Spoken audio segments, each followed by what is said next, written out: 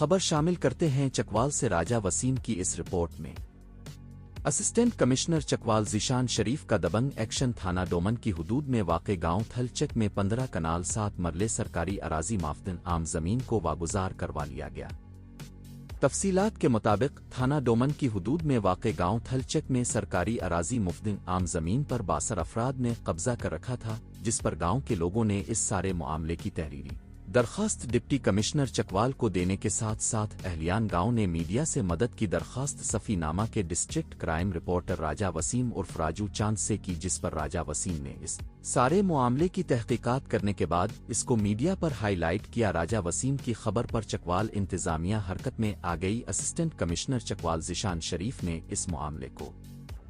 فوری حل کرنے کے ساتھ سرکاری اراضی واگزار کرنے کا حکم دیا، جس پر آج مورخہ 9-10 ستمبر 2024 نائب تحصیلدار راجہ آفتاب خالد کی قیادت میں پٹواری مسرت حسین اور متعلقہ عملہ نے اسسٹنٹ کمشنر چکوال ذیشان شریف کے حکم کی تعمیل کرتے ہوئے سرکاری اراضی مفدن عام زمین 15 کنال 7 مرلے واگزار کروا کر اہلیان گاؤں تھل چک کو یہ زمین دوبارہ مفدن عام استعمال کرنے کی اجازت دے دی۔ کوئی اپنی ذاتی استعمال ہی نہیں آن سکتا، کاپڑا کھیڑنا کچنا جاتا ہے تو ضرور قبضہ ختم ہو گیا، کوئی واگزار ہوگی ساری مال ڈنگر کوئی روکا تھا، کوئی یار اس میں واگزار کر رہی تھی، انہیں کوئی ذاتی استعمال حاصل نہیں آن سکتا، جس پر اہلیان گاؤں تھل چک نے deputy commissioner Chakwal, assistant commissioner Chakwal, D P O Chakwal, S H O تھانہ ڈومن اور موقع پر آئے تحصیل آفس ریونیو سٹاف